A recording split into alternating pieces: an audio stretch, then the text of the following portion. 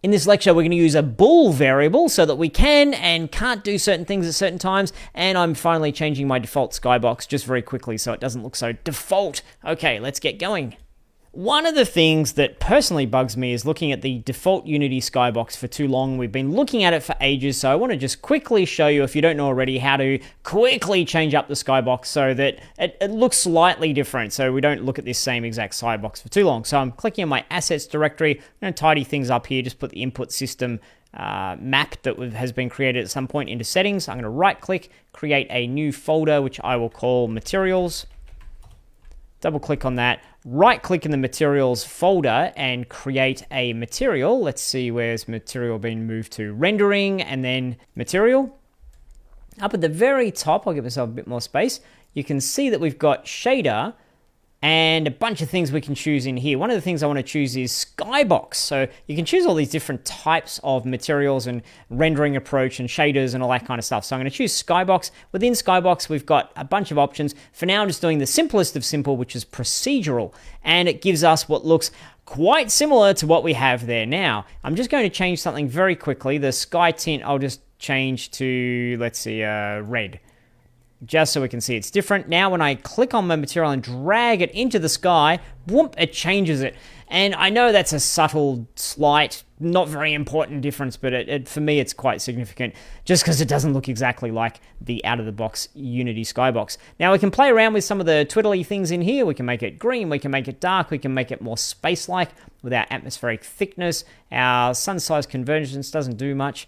And what else have we got in here? Ground, I'm going to make that quite dark. Exposure, what do I want to do? We'll have that dark as well. You can make it completely black if you want. You can have the whole world space world. So when you click on play, it looks like you're in space. Well, sort of. It's black in the background and black on the ground. So if you want to do that, you can. But my request here is that you make it look different so that you don't go a little bit insane like I do looking at the thing you've been looking at for years and years and it hasn't changed. So a slight bit more play around here. Maybe we'll do a little bit of a red tinge, a little bit of a we're on Mars kind of look to it. Green makes it go red, doesn't make a lot of sense, but there we go. We've got something a little bit reddish. So when I click play, it's just, we're on Mars. It's a bit different. And if you wanted to, you could change the material for our ground. You could also click on the directional light, scroll down a little bit there and find where it says intensity, and you could drop the light intensity down a little bit. It's good to have the game window open when you do this to see what the impact there is. Not quite so bright. I'm going to put it down to 1 just for fun, just so we've got a different look, just so you're looking at something different on my screen as well. There we go. Okay. Now, the issue I wanted to talk about is when we crash, and then crash again. Well, it wouldn't let me do a double crash. Let's see if I can do a double crash. Boom, boom, boom. It's playing sound effects a bunch of times. We can land on the success, and it plays success. Then we land on the ground, and it crashes, and the player's going to be saying, wait, did I succeed or did I crash? I don't know what's going on here. I'm confused. So we want to rectify that in this lecture. Oh, you know what? Before we do that, one more thing. I've got all these one more things in my head at the moment. When you click on play a rocket, again, just for a change, so that we're not playing our game the same way over and over and over, I'm going to change the thrust strength. For me, 3,000. Just to get something different so we can see whether we like that or not. I'm going to go up to my overrides, apply that all so it goes into all the scenes. Now when I click on play, it kind of goes quick. And then we can start to decide whether that's more fun, whether we want it to go slow. And we're not waiting until the very, very, very end to play around with some of these tuning things. Okay, time to look at our code. So let's go into the collision handler. What we're wanting to do in here is to create a bool. And a bool is a variable which is true or false. And if you remember from our lecture recently, we talked about the order where we place things. We've got our parameters, we've got our cached references. Next up, we want to have our state. So I'm going to create a bool variable. And I'm going to go with the paradigm here of whether or not the player can control the character. So we'll say is controllable. And we'll initialize that at true because we want the character to be controllable all the time except when you're transitioning from one scene to the next or when you've crashed and we're sitting around waiting for the level load delay to kick in. So now that we've got our bool, we can use an if statement. And if statements and bools kind of go hand in hand. They work very well together. Scrolling down, we'll have a look at on collision enter. We see our switch statement here. We're diving straight in. We're saying, okay, if this happens, do this. If that happens, do that. All good. What I'm going to do is put an if statement above our switch. So we can start off with if, and then in our parentheses, we want to have something to do with our is controllable. What do we want to say in there? Well, if is controllable, and you can do this as if controllable is true, then do a thing. If it's false, then do a thing. If it's true, don't do a thing. If it's not true, do a thing. There's that 2x2 matrix of is or isn't controllable, and then do or don't do the thing. So if we're saying is controllable, at the moment is true, and it's written as equals equals true, or if you just leave it empty, then it's the equivalent of saying equals equals true, or we could say equals equals false, or we could say is controllable, which is another way of saying if it's false. So what do we want to say here? Well, if it's controllable, do all these things. That's what I'm looking for. If you are allowed to control the rocket ship, then control the rocket ship. Great. And also, if it's controllable, then you can hit the finish and you can do all the sound effects and the particle effects and stuff, and you can crash, etc. So yes, if it's controllable, then do all these things.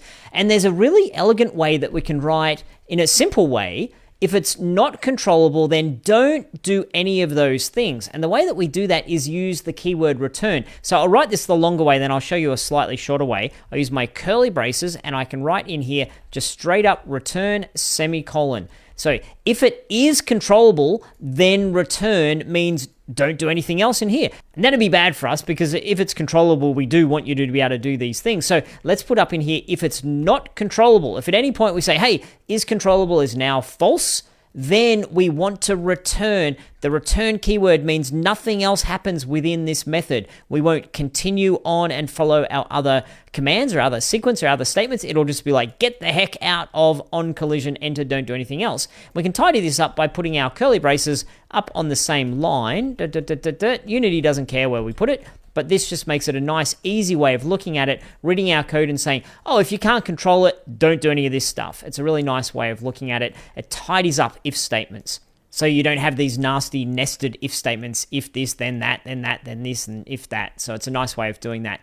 So if it's not controllable, return. In other words, don't do anything else. And then there's one last step in here that I'm going to give to you as a challenge. And that challenge is to finish our logic by stopping the things we want to stop by using our is controllable variable. So there's not a lot to do in this, but you need to have a look at our code, understand it, and use is controllable, set it to something else so that we can't do the things we don't want to do. Okay, pause the video and give that your best shot. Okay, it was a little bit cryptic what I was saying. We've gone and put the second bit of the logic, which is saying, hey, if you can't control it, then don't let these things happen. But we need to go and change the state of the variable down in our methods where we're starting success and starting crash. So right at the very top here, we will change is controllable equals false. And so the very moment we start a crash sequence, we say this is false. Therefore, when we're doing our check on collision, if we have any more collision moments, we're no longer controllable. Get the heck out of here. Don't do anything else in our collision method. And we want to put the same line down here.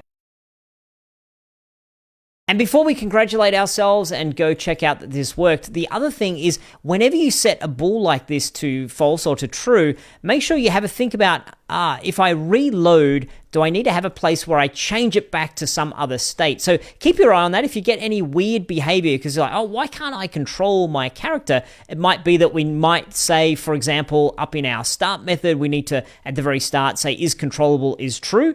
If in some situations we've set it to false and then we've carried that information into a next place where the state has carried over. So I don't think that's going to happen at the moment, but that's just something to keep your eye on when you're using this sort of state to turn things on and off. So let's save, get ourselves back over into Unity.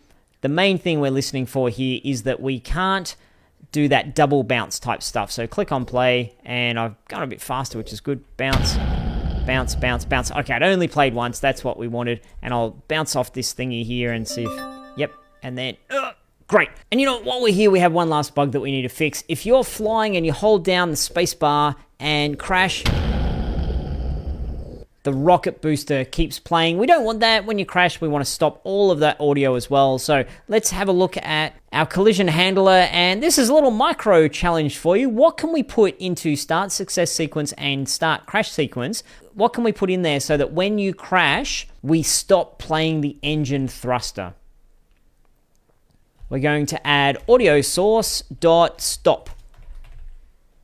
parentheses, semicolon. So basically any of the audio that's happening when we say you can no longer control yourself, we're going to say stop all the sound effects, and then we're going to play the success, stop your ability to move, and start the process of loading the next level. So we'll put that in both places here under start crash sequence. I'll also pop in audio source dot stop parentheses, semicolon. Now save, head on back to Unity, and we'll test it out. When we bounce into something, we want to make sure that our engine sound effects stop and we don't break anything else in the process. Playing is working well. I think it stopped. Let's see if I can hit the other sound effect. Oh yes, definitely stopped at that point in time. Cool. So there we go. Once again, check our player rocket. Make sure everything has been applied back. Everything has. That's all I wanted to cover in this lecture. It was a little bit of a random one. Covered a few different things at the same time. But we're making our game better one step at a time. I'll see you in the next lecture.